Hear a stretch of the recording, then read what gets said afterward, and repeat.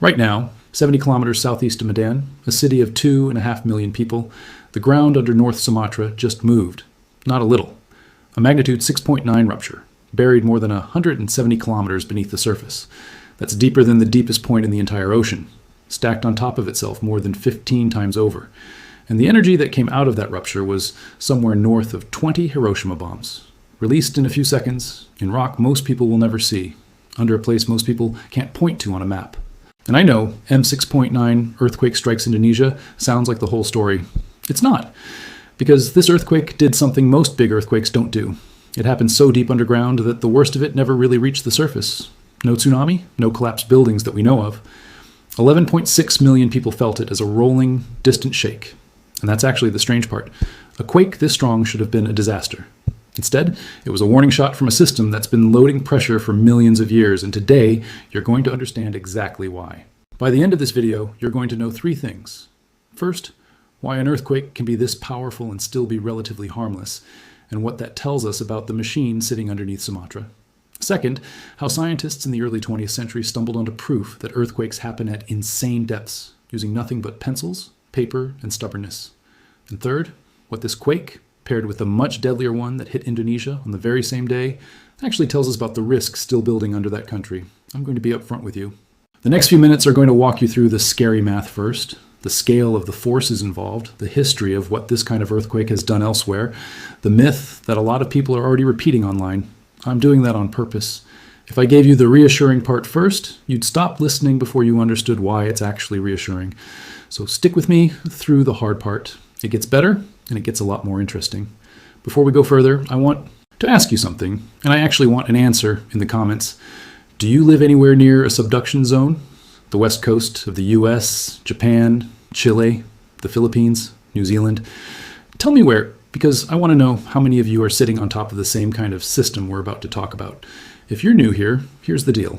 Every week, we take one real seismic or geological event, and we actually explain the mechanism behind it, not just the scary headline everyone else is running. No hype, no fake urgency, just the actual science, translated, so it makes sense. If that's useful to you, the sub button does the heavy lifting of getting this in front of the next person who needs it. And if this video helps you actually understand something you were confused about, hit like right now, because that's literally how the algorithm decides who else gets to see it. Okay, let's get into it. Here's the picture you need in your head. Indonesia sits on top of one of the most violent tectonic collision zones on the planet. 2 massive slabs of the Earth's crust, called tectonic plates, are jammed against each other along a line that stretches more than 8,000 kilometers, from Papua in the east all the way to the Himalayas in the west. One of those plates, the indo-Australian plate, is being shoved underneath the other, the Sunda plate, at a spot called the Sunda-Java Trench. This is called a subduction zone, and here's the plain version of what that word means. Subduction is when one piece of the Earth's crust gets pushed underneath another piece and sinks down into the deeper layers of the planet. Think of it like a conveyor belt. One that's frozen solid, rough and jagged, and instead of running smoothly, it's being dragged down and under a second conveyor belt sitting on top of it. That belt doesn't glide, it catches. It snags on the rock above it, again and again. And every time it snags, stress builds up in the rock like a rope getting pulled tighter and tighter around a hook. Eventually, one of those snag points can't hold anymore, and it lets go all at once. That sudden release, that sudden snap, is an earthquake.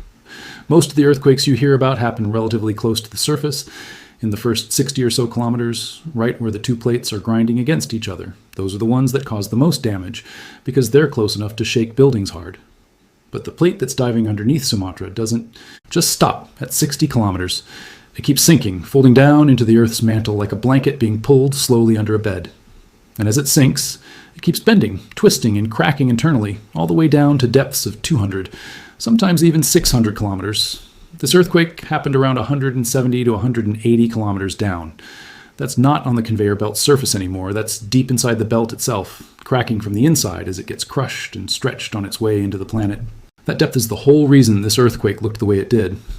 When a rupture happens that far underground, the seismic waves have to travel through an enormous amount of rock before they ever reach you. And rock absorbs and spreads out that energy, the same way a thick blanket muffles a shout from another room. You still hear it. You still feel it. But it's not going to knock a picture off your wall the way a shallow quake half as strong would. That's why 11.6 million people felt this earthquake as moderate shaking.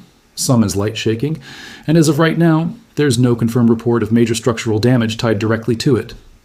A magnitude 6.9 earthquake muffled by more than 170 kilometers of planet, in between the rupture and the rooftops.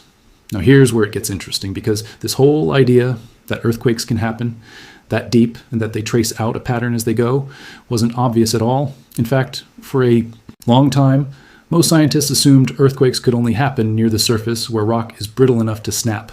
The idea that rock 200 kilometers down, under crushing pressure and heat, could still fracture like glass didn't make intuitive sense. Rock that deep should behave more like thick honey than a pane of glass. So how did we figure out it was actually happening? This is where the detective story comes in. In the early 20th century, a Japanese seismologist named Kyu Wadati started digging through earthquake records from Japan, plotting where different quakes originated, not just on a map, but at what depth underground. And he noticed something strange. Some earthquakes were shallow, just like everyone expected, but others, when you trace the timing of the seismic waves reaching different recording stations, seemed to be coming from unbelievably deep underground, way deeper than anyone thought rock could break. At first, that looked like a mistake, bad data, an error in the instruments. But Wadati kept checking, and the pattern kept holding. And a few years later, working independently on the other side of the Pacific, an American seismologist named Wadati-Benioff found the same thing happening around subduction zones near the Americas and the Pacific. When they plotted these deep earthquakes on a cross-section, cutting through the earth like a slice of cake, something clicked into place. The deep earthquakes weren't scattered randomly. They lined up. They traced a long, sloped, almost ramp-like plane, starting shallow near the trench, and diving deeper and deeper as you moved further inland. That sloped plane is exactly the shape of a subducting slab, sinking into the earth at an angle.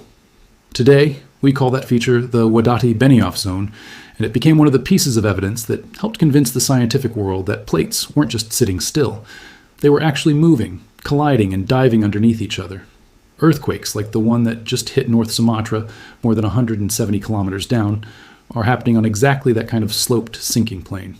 We are, in a very real sense, watching the same slab that Wadati and Benioff first traced out on paper, still cracking, still sinking, still active, 100 years later. I do want to be honest with you here, because credibility matters more than false certainty. Scientists don't fully agree on exactly why rock that deep, under that much pressure, is still able to fracture the way brittle rock does near the surface.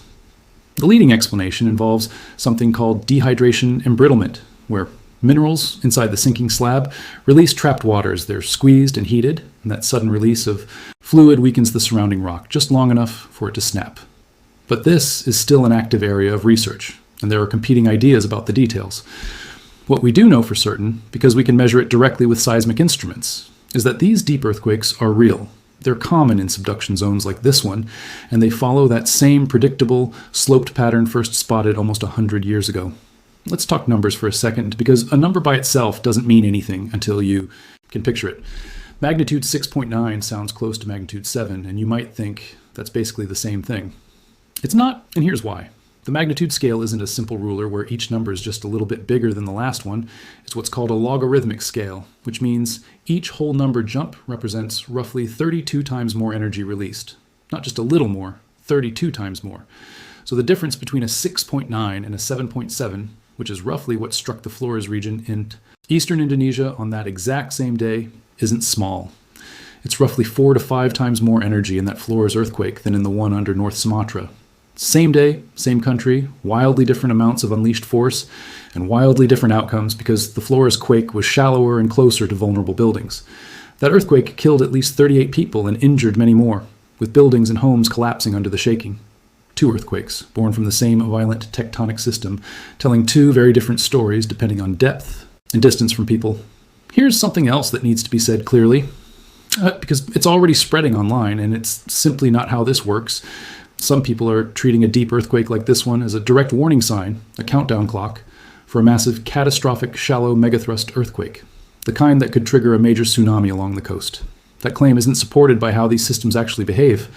Deep earthquakes happening inside the sinking slab 100, 200 kilometers down, and shallow megathrust earthquakes happening right at the boundary between the 2 plates near the trench are different physical processes on different parts of the system, releasing stress in different ways.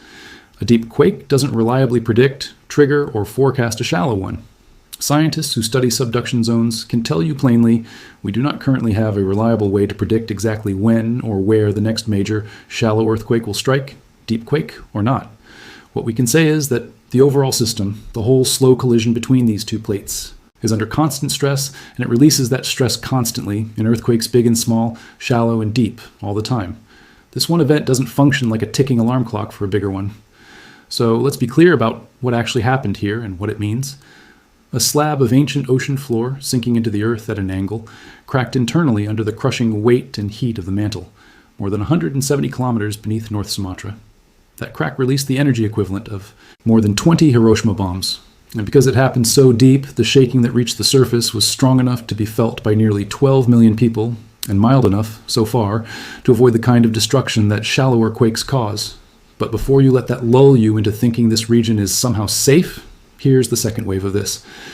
The same day this deep quake struck, a shallow magnitude 7.7 quake tore through the Flores region, killing dozens of people, and just hours before that, a magnitude 6.4 aftershock rattled the same North Sumatra area again, this time closer to the surface, at a depth of around 168 kilometers, centered near Simalungun. Indonesia isn't dealing with one isolated event. It's dealing with a cluster, multiple faults, multiple depths, multiple mechanisms, all firing within the same 24 hours. And that matters because emergency response systems, hospitals, and rescue teams don't get to treat these as separate news stories. They have to respond to all of them at the same time with the same limited resources. When a country's disaster response capacity gets stretched across several major earthquakes in a single day, the danger isn't just the shaking itself, it's how thin that response gets spread when the next one hits. Here's the good news buried inside all of that.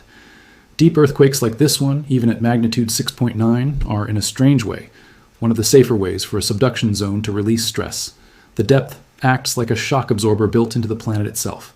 Compare that to a shallow quake of the same or even lesser magnitude, and the outcome for people on the surface can be dramatically worse. So while this event looked alarming on paper, a near 7 magnitude quake, it's very likely part of the normal, ongoing background activity of an extremely active tectonic system, not a sign that something new or unprecedented is beginning. That doesn't mean there's nothing to actually do with this information. There is, and this is where I want to shift from explaining the danger to explaining what actually changes outcomes.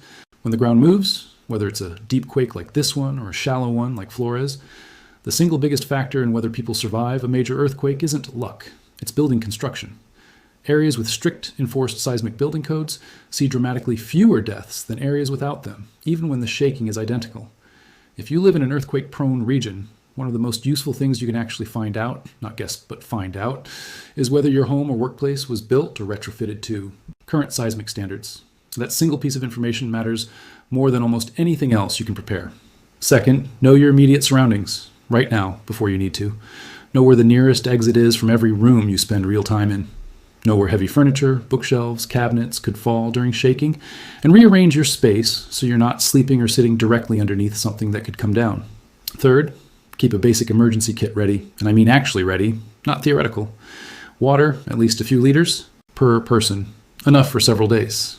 A flashlight with batteries that aren't dead, a battery-powered or hand-crank radio, because cell networks are often the first thing to fail after a major quake, and a radio can be your only source of real information. Copies of important documents, and a small amount of cash since card systems can go down along with the power. Fourth, if you're in a region with subduction zone earthquakes, specifically the shallow, near-coast kind, not the deep kind we talked about today, know your tsunami. Evacuation route, not the theoretical version. Physically, walk it once. Know how long it takes on foot to get to higher ground from wherever you sleep most nights. And finally, community matters more than most people expect. In the immediate aftermath of a major earthquake, professional emergency responders are almost always outnumbered by the sheer scale of what's happening. Neighbors checking on neighbors in the first 10 minutes often make the difference between someone getting help in time or not. Knowing who around you might need extra help.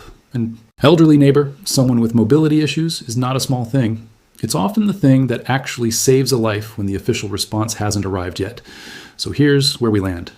A conveyor belt of ancient ocean floor, dragging itself down into the earth at an angle, cracked 170 kilometers beneath North Sumatra, and let go with the force of more than 20 Hiroshima bombs. It happened on a sloped sinking plane first traced out on paper by two seismologists working almost 100 years, ago, half a world apart, chasing a pattern nobody believed was real until the data refused to lie. And it happened on the same violent, restless day that a shallower rupture on the exact same tectonic system took dozens of lives elsewhere in Indonesia. Same machine, same forces, two completely different outcomes, decided by nothing more than depth. That conveyor belt isn't done. It's never done. It's been sinking, snagging, and releasing for millions of years, and it will keep doing exactly that long after this news cycle moves on.